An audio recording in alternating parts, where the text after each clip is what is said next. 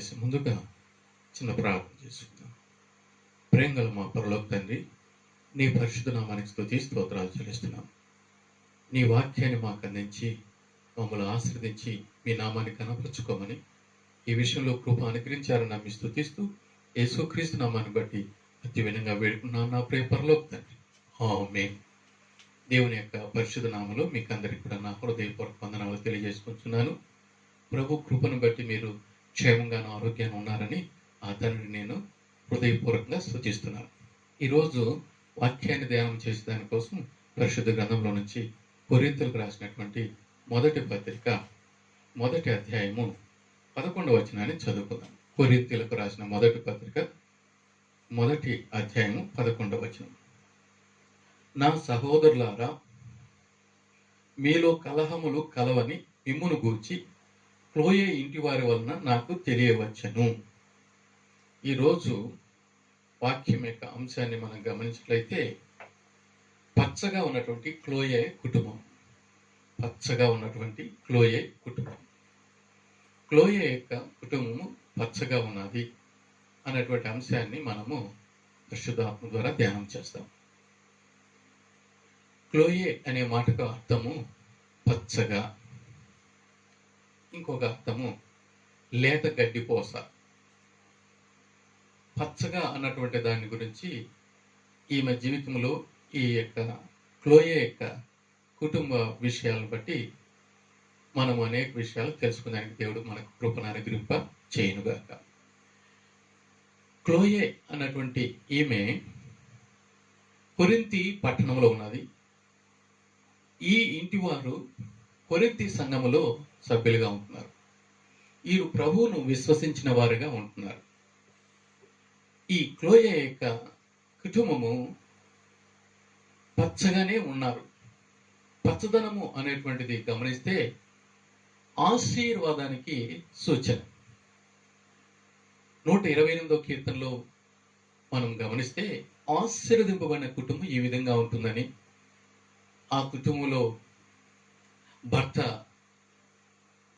భయభక్తులు కలిగి, మేలు కలిగి, కష్టార్జితాన్ని అనుభవిస్తారు, ధన్యత కలుగుతుందని, భార్య ఫలించు ద్రాక్షవల్లిగా ఉంటారని, లోగిటు ఫలించే ద్రాక్షవల్లిగా ఉంటారని, పిల్లలు ఒలీవ మొక్కలాగా ఉంటారని ఒక ఆశీర్వదింపబడినటువంటి కుటుంబాన్ని మనకు 128వ కీర్తనలో దేవుడు తెలియజేస్తున్నాడు పరిశుద్ధ ఆత్మ ద్వారా. ఆ కుటుంబము ఆశీర్వదింపబడి అభివృద్ధి పొందేటువంటిదిగా ఉంటుంది. పచ్చదనం అనేటువంటిది ఆశీర్వాదానికి సూచన. పచ్చదనం అనేటువంటిది అభివృద్ధికి. 92వ కీర్తన 15వ వచనంలో గమనిస్తే సారం కలిగి పచ్చగా ఉంటుంది. అంటే జీవాన్ని మనం చూడగలుగుతాం. ఆశీర్వదింపబడిన దాంట్లో జీవం ఉంటుంది. అదే 92వ కీర్తన 15వ వచనంలో చిగురు పెట్టుట అన్నమాట. అభివృద్ధి ఉంటుంది, ఆశీర్వాదం ఉంటుంది, అభివృద్ధి ఉంటుంది. ఆ యొక్క కుటుంబంలో జీవం కూడా ఉంటుంది. ఇంకా గమనిస్తే ఆదికాండం 8:11లో నోవహు పావురం ద్వారా ఒక సమాధానకరమైన వర్తమానాన్ని తెలుసుకుంటున్నాడు. ఆదికాండం 8:11లో మనం చూసినట్లయితే సాయంకాలం అది తన ఎద్దకు వచ్చినప్పుడు త్రుంచబడిన ఒలీవ చెట్టు ఆకు దాని నోట ఉండెను, కనుక నీళ్లు భూమి మీద నుండి తగ్గిపోయినని నోవహు తెలుసుకున్నాడు. ఒక సమాధానకరమైన వార్తాన్ని ఈ పావురము అందిస్తున్నది, సువర్తమానాన్ని అందిస్తున్నది. సమాధానకరమైనటువంటి వర్తమానాన్ని పావురం తీసుకుని వస్తున్నది. పచ్చదనం అనేటువంటిది గ్రీన్ సిగ్నల్ సమాధానానికి. ఇక ముందుకు సాగొచ్చు అని, ఏ ప్రాబ్లం లేదని. ట్రైన్స్ వెళ్ళేటప్పుడు అక్కడక్కడ గార్డ్స్ పచ్చ జెండా ఊపుతూ ఉంటారు, ట్రైన్ వెళ్ళొచ్చు, ఏం ప్రాబ్లం లేదు అని. ఎర్ర జెండా ఊపినప్పుడు అక్కడ డేంజర్ ఉన్నది, ఆగిపోవాలని. ఇక్కడ క్లోయే కుటుంబంలో ఆశీర్వాదం ఉండి, అభివృద్ధి ఉండి, జీవం ఉండి, సమాధానం ఉండేటువంటిదిగా మనం చూడగలుగుతాం. ఇంకా కూడా మనం గమనిస్తే ఈ యొక్క పచ్చదనము సంతోషానికి, అందానికి, ఫలింపు కూడా సూచన. ఇర్మియా గ్రంథము 17వ అధ్యాయము 8వ వచనంలో గమనించినట్లయితే ఈ మాటను మనం చూడగలుగుతాం. ఇర్మియా గ్రంథము 17:8లో ఈ మాట మనం చదువుకోగలం. వాడు జలంలో ఏదో నాటబడిన చెట్టు వలె ఉండను, అది కాలువ ఓరను దాని వేళ్ళు తనును, వెట్ట కలిగినను దానికి భయం ఉండదు, దాని ఆకు పచ్చగా ఉండను, వర్షం లేని సంవత్సరం అత్యంత నొందదు, కాపు మానదు. ఇక్కడ పచ్చదనము చింతలేనితనంగా ఉంటుంది. వాడిపోవటం అనేటువంటిది దుఃఖానికి, బాధకు. ఇంకా ఇర్మియా గ్రంథంలోనే మనము 11వ అధ్యాయంలో చూసినట్లయితే 16వ వచనంలో అది చక్కగా ఉంటుంది. ఒలివ చెట్టు ఎట్లా ఉంటుందంటే పచ్చగా ఉంటుంది. ఆ మాటను కూడా చదివినట్లయితే ఈ మాట ఈ విధంగా ఉన్నది. 16వ వచనము, అది చక్కని అనే మాట రాయబడింది, అంటే అందము. ఇంకా కూడా గమనిస్తే ఫలము గల పచ్చని ఒలివ చెట్టని యెహోవా నీకు పేరు పెట్టెను అనే మాట రాయబడింది. అక్కడ ఫలింపు కూడా ఉంటున్నది. ఆశీర్వాదము, అభివృద్ధి, జీవము, సంతోషము, సమాధానము, ఇంకా ఈ విధమైనటువంటివి అన్నీ కూడా ఉంటాయని, ఆనందం ఉంటుంది, ఫలింపు ఉంటుందని ఈ పచ్చదనంలో మనం చూస్తాం. అందుకే కీర్తనకారుడైన దావీదు 52వ కీర్తన 8వ వచనంలో నేను దేవుని మందిరంలో పచ్చని ఒలివ చెట్లాగా ఉంటానని చెప్తున్నాడు. ఆ పచ్చదనము ఆ విధంగా ఉండగలుగుతుంది. ఈ క్లోయే అయినటువంటి ఈమె యొక్క ఇంటి వారు ఈ పచ్చదనం కలిగిన వారిగా ఉన్నారు. ఈ జీవం కలిగి, ఆశీర్వాదం కలిగి, సంతోషం కలిగి, సమాధానం కలిగి, ఫలించేటువంటిదిగా, అభివృద్ధి పొందేటువంటి, విస్తరించేటువంటి విధానంగా ఈ యొక్క కుటుంబం ఉన్నారు. ఈ కుటుంబము కొరింథీ పట్టణంలో ఉంటూ, కొరింథీ సంఘంలో ఉంటూ, గొప్ప దైవజనుడైనటువంటి పౌలు గారికి ఒక సందేశాన్ని తెలియజేసేవారుగా ఉంటున్నారు. ఏమిటి ఆ సందేశం అంటే, కొరింథీ సంఘంలో కలహాలు ఉన్నాయి. ఈ క్లోయే యొక్క కుటుంబం ద్వారా పౌలుకు తెలియజేయబడుతున్నది. ఈ యొక్క విషయాన్ని తెలియజేసిన కారణాన్ని బట్టి పౌలు గారు జవాబుగా, పరిష్కారంగా పత్రికలు రాసి ఆ సంఘానికి అందించేవాడుగా ఉంటున్నాడు. పత్రికలు అంటే దేవుని వాక్యమే. పౌలు గారు వాక్యాన్ని అక్కడ పరిష్కారంగా రాసి పంపిస్తున్నాడు. కలహాలు అక్కడ ముఖ్యంగా ఎందుకు ఉన్నాయి అంటే, ఆ సంఘములో ఈ విధంగా చెప్పుకుంటున్నారు. ఒకటి, నేను పౌలు వాడని, ఇంకొక అతను నేను కేఫా వాడనని, ఇంకొక వ్యక్తి నేను అపోలో వాడని, ఇంకొక వ్యక్తి నేను క్రీస్తు వాడనని. ఏ విధంగా చెప్పుకుంటున్నారు వాళ్ళు? పౌలు వాడని, కేఫా వాడని, అపోలో వాడని, క్రీస్తు వాడని, ఈ విధంగా చెప్పుకుంటున్నారు. అంటే క్రీస్తును మనం విభజించలేం, ఆయన ఒక్కడే. విభజించిన రీతిగా వీరు గొప్ప, వారు గొప్ప అని మనుషులు చెప్పుకుంటూ వారిని ఫాలో అవుతున్నారు, వాళ్ళను అనుసరిస్తున్నారు. ఈ 4 విధాలుగా మనం గమనిస్తే పౌలు, కేఫా, ఇంకా మనము అక్కడ చదివినటువంటి మాటలో గమనిస్తే ఇంకా ఎవరు ఉన్నారంటే అపోలో, క్రీస్తు. ఈ యొక్క క్లేయ వారు ఎందులో ఉన్నారంటే క్రీస్తు వారిలో ఉన్నారు. ఈ క్లోయ క్రీస్తును అనుసరించేవారుగా ఉంటున్నారు. ఈ భూమి మీద దేవుడు కొంతమందిని ఆయన మహిమార్థము ఎన్నో తలాంతులు ఇచ్చి వారిని హెచ్చించి ఘనంగా వాడుకుంటారు. ఆ వ్యక్తులను సృష్టించి తన యొక్క తలాంతులు ఇచ్చి వాడుకునేటువంటి దేవుణ్ణి మనము, అవన్నీ వసగినటువంటి దేవుణ్ణి మనము హెచ్చించాల, ఘనపరచాల, వెంబడించాల. ఆయన మనకు ప్రాముఖ్యమై ఉండాల. ఎంత గొప్పవారైనా కానీ పౌలు, కేఫా, అపోల్లో వీరు దేవుని చేత నిర్మింపబడిన వారు, దేవుని చేతిలో పాత్రలు మాత్రమే. వీరు దేవుళ్ళు కాదు. వీరు మన కొరకు సిలువ వేయబడలేదు. వీరు మన కొరకు రక్షణ ఇవ్వలేదు. దేవుడు వీరి ద్వారా మనకు తెలియజేస్తున్నారు. వీరిని ఇచ్చినటువంటి దేవుని మనము అనుసరించే వారిగా ఉండాలి. అంటే ఆయన్ను మనము గణపరచాలి, ఆయనకు మనము ప్రాముఖ్యత ఇవ్వాలి. ఈ లోకంలో ఇంక ఎవరు ఎన్ని రీతులుగా ఉన్నా వారిని మనము ఘనంగా ఎంచినట్లయితే మరొక విధంగా అయిపోతుంది. ఈ సంఘంలో, ఈ కొరింథీ సంఘంలో చాలా సమస్యలు ఉన్నాయి. అందులో ఒకటి, ఈ క్లోయ వారి ద్వారా, ఆ క్లోయ యొక్క కుటుంబం ద్వారా పౌలుకు తెలిసినప్పుడు పరిష్కారంగా, సమాధానకరంగా వాక్యాన్ని పత్రికా రూపంలో రాసి పంపిస్తున్నారు. ఆ జవాబుగా, మీరు క్రీస్తుని విభజించలేదు, వీరందరూ కూడా దేవుని చేతిలో సాధనాలు మాత్రమే. నేను నాటిని, అపోలో నీరు పోసిను, నాలో ఏం లేదు, ఆ యొక్క అపోలోలో ఏం లేదు, మరి ఎవరిలో ఏం లేదు, కానీ అభివృద్ధి పరిచే దేవుళ్ళో ఉన్నది అని తెలియజేస్తున్నారు.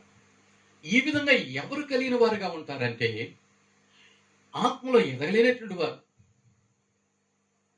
ఆత్మలో ఆశీర్వాదం లేకుండా, అభివృద్ధి లేకుండా, జీవం లేకుండా, సమాధానం లేకుండా, ఫలింపు లేకుండా ఈ లోకరీతిగా ఉన్నటువంటి వారుగా ఉంటారు. శరీర సంబంధులుగా, ప్రకృతి సంబంధులుగా, లోక సంబంధులుగా, సాతాను సంబంధులుగా అయిపోతారు.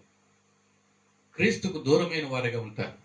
వీరు తండ్రిని సంతోషపెట్టలేదు, తండ్రిని మహింపరచలేదు. కనుక ఈ విషయాన్ని, ఈ లోపాన్ని, ఈ బలహీనతను క్లోయే కుటుంబం వారు పౌలు గారికి తెలియజేస్తున్నారు. మనం కూడా సంఘంలో కానీ, ఏది కానీ, ఎవరికి కానీ బలహీనత ఉన్నా, సమస్య ఉన్నా, దానికి పరిష్కారము, జవాబు యేసే. దేవుని వాక్యమే, బైబిలే మనకు జవాబు, దేవుడే మనకు జవాబు, పరిశుద్ధాత్మ దేవుడే మనకు జవాబు. మరి ఏ విధంగా మనకు జవాబు దొరకదు. కనుక వీరు ఎదిగి క్లోయే ఇంటి వారు పౌలుకు తెలియజేస్తున్నారు. మనం కూడా అలాగా ఏమి సంభవించినా కూడా దేవునికి తెలియజేస్తే దేవుడే మనకు పరిష్కారం దయచేస్తాడని ఈ మాటల ద్వారా మనము పొందుకోగలుగుతున్నాం. ఈ విషయంలో పౌలు గారు పరిష్కారం దయచేస్తున్నారు. ఈ సమస్యకు, ఇంకా అనేక సమస్యలకు పత్రికల ద్వారా మనకు వాక్యమే దేవుడు దారి చూపిస్తాడు. వాక్యం ద్వారా మనల్ని నడిపిస్తాడు పరిశుద్ధ ఆత్మదేవుడు, ఆయన మహిమార్థం. కనుక అలాంటి ధన్యతను ఈ క్లోయే కుటుంబానికి దేవుడు అనుగ్రహించి, ఆ కుటుంబం తెలియజేసిన కారణాన్ని బట్టి జవాబుగా పౌలు గారు పత్రికలు రాసేవారుగా ఉన్నారు. అక్కడ పరిష్కారము ఏర్పడుతున్నది, సంఘము క్షేమాభివృద్ధి పొందుతున్నది, దేవునికి మహింకరంగా మలచబడడానికి వీలు ఏర్పడుతుంది. ఈ రీతిగా ఎవరికి ఏ సమస్య వచ్చినా కూడా పరిష్కారం దేవుని నుంచే మనకు రావాలని దేవుడు మనకు తెలియజేస్తున్నాడు. ఆ విధంగా లేకపోతే దారి తప్పవుతుంది. కనుక అలా కాకుండా దానికి దేవుడు మనకు సహాయం దయచేయుగాక.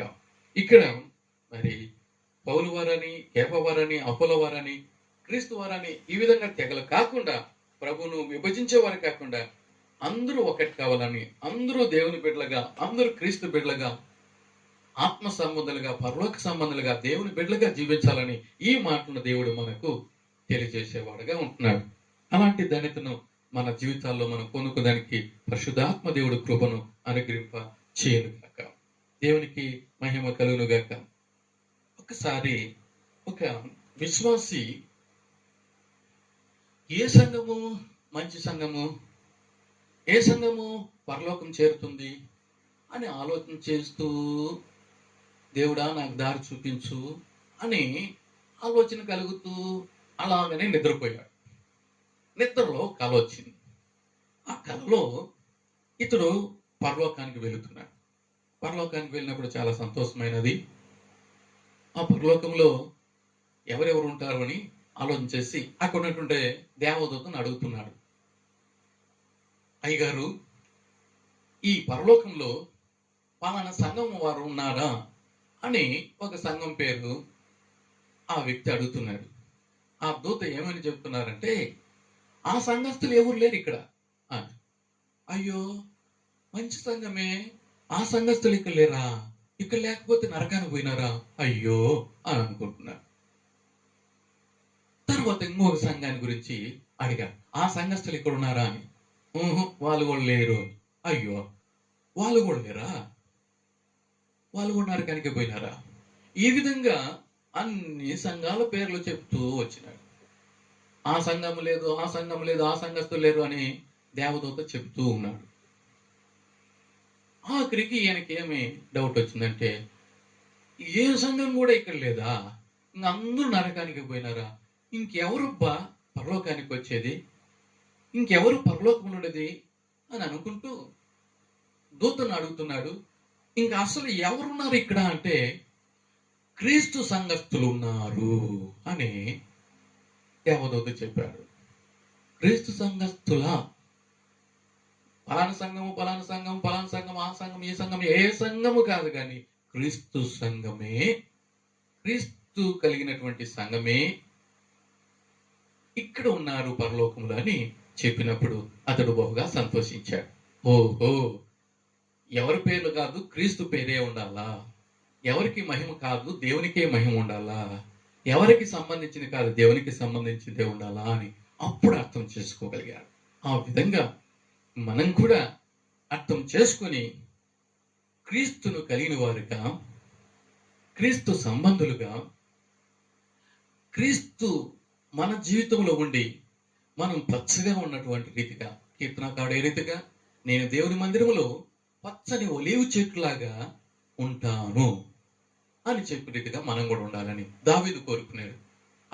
అతని కుటుంబము పచ్చగా ఉండేటువంటి రీతిగా ఈ సార్వత్రిక సంఘంలో, ఈ ప్రపంచం అనేటువంటి ఈ సంఘంలో, దేవుని సంఘంలో, ఈ ప్రపంచంలో దేవుని నమ్మినటువంటి క్రీస్తు సంఘంగా, సార్వత్రిక సంఘంగా ఉన్నటువంటి ఈ సంఘంలో మనము ఆశీర్వదింపబడిన వారుగా, అంటే జీవం కలిగిన వారుగా, అభివృద్ధి పొందిన వారుగా, సమాధానం కలిగిన వారుగా, సంతోషం కలిగిన వారుగా, ఫలించేవారుగా, దేవునికి మహిమ కలిగించేవారుగా ఉండాలని క్లోయే సంఘాన్ని మన ఎదుటి, క్లోయే ఇంటి వారిని మన ఎదుటి దేవుడు పెట్టాడు.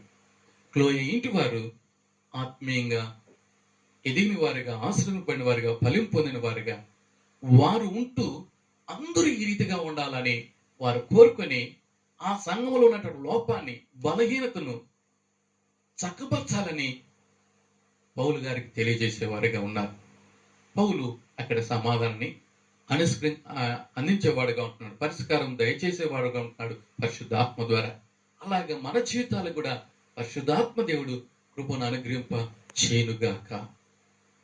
ఈ క్లోయే ఇంటి వారు ఇప్పుడు ఎంతగానో భారం కలిగిన వారుగా ఉన్నారు.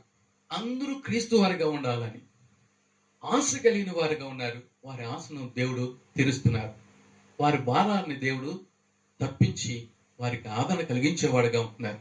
వారు ఆశీర్వదింపబడి అందరూ కూడా ఆశీర్వదింపబడే వారిగా ఉండాలని ఆశించారు.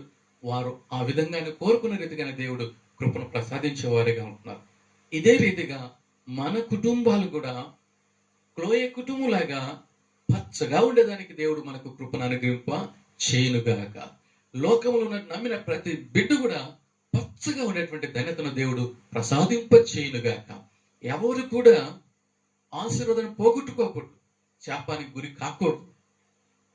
ఎవరు జీవాన్ని పోగొట్టుకోకూడదు, జీవం కలిగిన వారిగా ఉండాలి. అందరూ అభివృద్ధి పొందిన వారిగా ఉండాలా, సమాధానం కలిగిన వారిగా ఉండాలా, సంతోషం కలిగిన వారిగా ఉండాలా, అందం కలిగిన వారిగా, అంటే చక్కగా ఉండాలా, ఫలింపు పొంది దేవునికి మహిమ తేవాలి. అలాగా మహిమ గల సంఘంగా, జీవం గల సంఘంగా, దేవునికి సంఘంగా, క్రీస్తు శిరస్సుగా కలిగిన సంఘంగా, పరిశుద్ధాత్మ కలిగినటువంటి సంఘంగా, ఫలించేటువంటి సంఘంగా మన సంఘం కూడా, మన జీవితం కూడా, మన కుటుంబం కూడా ఉండేదానికి దేవుడు తన కృపను మెండుగా అనుగ్రహింప చేయునుగాక. క్లోయే ఇంటి వారిని మన ఎదుట పెట్టాడు. ఈ ఇంటి వారు పచ్చగా ఉన్న రీతిగా మనంగా ఉందాం. అందరూ పచ్చగా ఉండాలని దేవుడు కోరుకుంటున్నాడు. సమాధానకర్త, ఆ సమాధానాన్ని మన అందరికి కూడా దేవుడు అనుగ్రహింప చేయునుగాక. ఫిలిప్పీ పత్రికలో మనకు తెలియజేసిన మాట ప్రకారంగా మీరు అన్ని విషయాల్లో, మీరు దేవునికి అన్ని విషయాలు తెలియజేయమని చెప్పే రీతిగా ఆ క్లోయే కుటుంబం ఏ రీతిగా తెలియజేశారు, మనం కూడా ఆ విధంగా తెలియజేసేదానికి దేవుడు తన కృపను మనకు అనుగ్రహింప చేయునుగాక. ఈ మాట ఉన్నది, దేని గురించి చింతింపుకుడు గాని ప్రతి విషయములోను ప్రార్థన విజ్ఞాపనల చేత కృతజ్ఞతాపూర్వకంగా మీ విన్నపములు దేవునికి తెలియచేయుడి. అప్పుడు సమస్త జ్ఞానమునకు మించిన దేవుని సమాధానము యేసు క్రీస్తు వలన మీ హృదయములకును మీ తలంపులకును కావలి ఉండును. క్లోయ కుటుంబం పని చేసినది. మనం కూడా ఆ విధంగా చేసేదానికి దేవుడు కృపను ప్రసాదింపచేయునుగాక. ఈ లోకంలో ఏ సమస్య వచ్చినా కానీ పరిష్కారం దేవుడే. ఏ బాధ వచ్చినా ఆదరణ దేవుడే. ఏ కష్టం వచ్చినా విడుదల దేవుని దగ్గరనే దొరుకుతుంది. ఏ లోటు ఏర్పడిన సమృద్ధి ప్రభువులోనే ఉన్నది. ఏ వ్యాధి వచ్చినా మందు ప్రభు వాక్యములోనే ఉన్నది. ఎలాంటి ఒడిదుడుకులు ఏర్పడినా సమాధానము ఆ ప్రభులోనే ఉన్నది. కనుక ఆ తండ్రికి మనం తెలియజేస్తాం, అన్ని మనకు ఆయన అనుగ్రహించేవాడుగా ఉన్నాడు. ప్రార్థించే వారికి కృప అనుగ్రహించుటకు ఆయన ఐశ్వర్యవంతుడై ఉన్నాడు. క్లోయ కుటుంబం ఏ రీతిగా ఆ సంఘంలో ఉన్నటువంటి సమస్యను తెలియజేసినప్పుడు పౌలు గారి ద్వారా దేవుడు వాక్యాన్ని పత్రికల రూపంలో అందించి అక్కడ సమస్యను పరిష్కరించేటువంటి కృపను దేవుడు దయచేస్తున్నాడు. మన జీవితంలో కానీ, మన ఇంట్లో కానీ, మన సంఘంలో కానీ, సమాజంలో కానీ, ఎక్కడ కానీ ఏమొచ్చినా కూడా దేవునికి మనం తెలియజేస్తాం. దేవుడు అన్నిటికీ జవాబు ఉన్నాడు. Jesus is answer for all our problems, for all our questions. అన్నిటికీ సమాధానం ఆయనే. ఆయన మనకు దగ్గరగా ఉన్నాడు, మనతో ఉన్నాడు. కనుక ఆ తండ్రికి మనం తెలియజేసి ఆ తండ్రి ద్వారా మనం అన్ని కూడా పొందుకోవడానికి క్లోయ కుటుంబాన్ని మనం ఎదుటి పెట్టిండగా, క్లోయ కుటుంబం ఏ రీతిగా పచ్చగా ఉన్నదో మనం కూడా ఆ విధంగా ఉండడానికి, అన్ని చక్కగా ఉండేదాని కోసం దేవుడు మనకు కృప అనుగ్రహించలాగిన దేవుని వైపు చూసి ప్రార్థన చేసుకుందాం. దేవుడు ఇచ్చిన ఈ చిన్న మాటను ఆశ్రయించినగాక. ప్రేమగల మా పరలోక తండ్రి, నీకు వందనాలు. కొరింథీ పట్టణంలో ఉన్నటువంటి కొరింథీ సంఘములో క్లోయ ఇంటి వారు ఎలాగ ఉన్నారు అన్నటువంటి విషయాన్ని మాకు తెలియజేశారు. ఆ ఇంటి వారి వలన సంఘంలో ఉన్న బలహీనతను పౌలుకు తెలియజేసే ద్వారా పౌలు గారు పత్రికల రూపంలో అక్కడ పరిష్కారం దయచేశారు. అందును బట్టి నీకు వందనాలు తండ్రి. మా జీవితాల్లో వ్యక్తిగతంగా కానీ, కుటుంబ పరంగా కానీ, సంఘపరంగా కానీ, సమాజ పరంగా కానీ ఏ రీతిగా కూడా ఏ లోపాలు ఏర్పడినా, ఏ కలహాలు ఏర్పడినా, ఏ సమస్యలు, ఏ పోరాటాలు, ఇబ్బందులు ఏర్పడినా మా ఇంతకు మేము పరిష్కరించలేము. నీ ద్వారానే పరిష్కారం పొందుకోగలుగుతాం. మా మార్గాలు వెళ్ళినట్లయితే మిమ్మల్ని విడదీసే వారిగా ఉంటాం. తెగలు ఏర్పడతాయి, సమస్యలు ఏర్పడతాయి, కలహాలు ఏర్పడతాయి.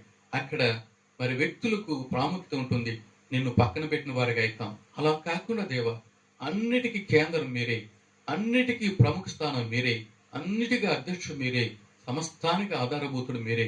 నిన్ను కలిగిన వారిగా ఉండి నీ చేత మేము ఆశ్రదపడి అభివృద్ధి పొంది మేము ఫలించి విస్తరించి భూమి నింపి లోబర్చుకుని ఏలేటువంటి అనుభవాన్ని మాకు ప్రసాదించమని ప్రార్థన చేస్తున్నాం తండ్రి.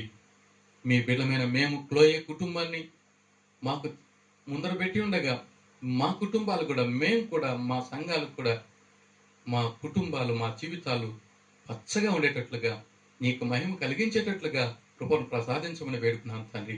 వారికి ఆశ ఉన్నది అందరూ పచ్చగా ఉండాలని, అందరూ ఆశ్రయింపడాలని, అందరూ నీ బిడ్డగా, నీ రాజ్య వారసులుగా ఉండాలని, అలాంటి ఆశను, తపన, భారాన్ని మాకు అందరికి కూడా ప్రసాదించి క్లోయ కుటుంబం లాగా పచ్చగా ఉండి నీకు మహిమ కలిగించుటకు కృపను ప్రసాదించమని వేడుకున్నాను తండ్రి. ప్రస్తుతము ప్రపంచంలో ఉన్నటువంటి కరోనాను మీరు దూరపరిచిన దానికై స్తోత్రాలు. ఇంకను బ్లాక్ ఫంగస్ ను కూడా దూరపరిచిన దానికై స్తోత్రాలు. థర్డ్ వేవ్ లేకుండా చేసిన దానికై స్తోత్రాలు తండ్రి. ఇంకను ఎన్నో రకాలైనటువంటి వైరస్లన్నిటిని కూడా దూరపరిచి, వ్యాధులన్నీ దూరపరిచి మీ కృప చొప్పున బిడ్డలకు ఆశీర్వాదం, ఆరోగ్యం, క్షేమాన్ని దయచేయమని ప్రార్థన చేస్తున్నాం. పాప వ్యాధి నుంచి విడుదల దయచేసి పరిశుద్ధులుగా మీరు మార్చడానికి కృపను ప్రసాదించమని వేడుకున్నాం తండ్రి. చదువుతున్న బిడ్డలకు జ్ఞానాన్ని ప్రసాదింపచేసిన దానికై స్తోత్రాలు. ఉద్యోగం లేనటువంటి వారికి ఉద్యోగాలు మీరు అనుగ్రహింపచేసిన దానికై వందనాలు. వివాహం కావాల్సిన వారికి వివాహాన్ని మీరు జరిగింపచేసిన దానికై స్తోత్రాలు. సంతానం లేనటువంటి వారికి మీరు సంతానాన్ని అనుగ్రహింపచేసిన దానికై స్తోత్రాలు. గర్భపుతో ఉన్న బిడ్డలకు సుఖప్రసవాన్ని, బాలింతలుగా ఉన్నటువంటి బిడ్డలకు, తల్లి బిడ్డలకు క్షేమాన్ని ప్రసాదించమని పెడుతున్నాను. అప్పులతో ఉన్న వారికి విడుదల, సమాధానమైన వారికి సమాధానం, కేసులో ఉన్న వారికి న్యాయం, అప్పులతో ఉన్న వారికి సమృద్ధిని, ఏ ఏ బిడ్డకి ఏ ఏ కొరతలోనే వారికి కావాల్సినటువంటి కృపను మీరు ప్రసాదించమని ప్రార్థన చేస్తున్నాం. మీరు అన్నిటికీ చాలిన దేవుడు, అన్నిటికీ జవాబు మీరే, అన్ని ప్రశ్నలకు పరిష్కారం మీరే, జవాబు మీరే. నీకు వందనాలు చెల్లిస్తున్నాం. అందరూ నీ తట్టు తిరిగి నీ బిడ్డగా జీవించి ఈ భూమి మీద నీకు మహిమ కలిగించి ఈ లోకం వదిలిన తర్వాత నీతి రాజ్యవారసులేదానికి సదాకాలం నీతో ఉండేదానికి కృపను ప్రసాదించమని వేడుకున్నాను తండ్రి. ఎవరు కూడా నీకు దూరస్తులై నరకానికి ప్రాప్తులు కాకుండా నీ కృపకు పాత్రులై నిత్య రాజ్యాన్ని స్వతంత్రించుకునే భాగ్యాన్ని అందరికి ప్రసాదించి సదాకాలం నీతో ఉండేటువంటి కృపను అందరికి అనుగ్రహింపచేసి దీవించి కాపాడి మీకు మహిమ అందరికి కావాల్సిన మేలు మీరు అనుగ్రహింపచేశారని నమ్మి స్తుతిస్తూ మమ్మల్ని నీకు అర్పించుకొంచుండగా సమస్తానికి ఆధారభూతుడుగా మీరు దీవించి కాపాడారని నమ్మి స్తుతిస్తూ యేసుక్రీస్తు నామాన్ని బట్టి అతి వినంగా వేడుకున్నాను నా ప్రియ పరలోక తండ్రి, ఆమేన్. ప్రభు అయినటువంటి యేసుక్రీస్తు కృపయు తనైన దేవుని ప్రేమయు పరిశుద్ధాత్మక అను సహవాసం ఆయన బిడ్డలైన మనకందరికి సమస్త పరిశుద్ధులకును ఇప్పుడు ఎల్లప్పుడు సదాకాలము తోడైయును గాక. ఆమేన్.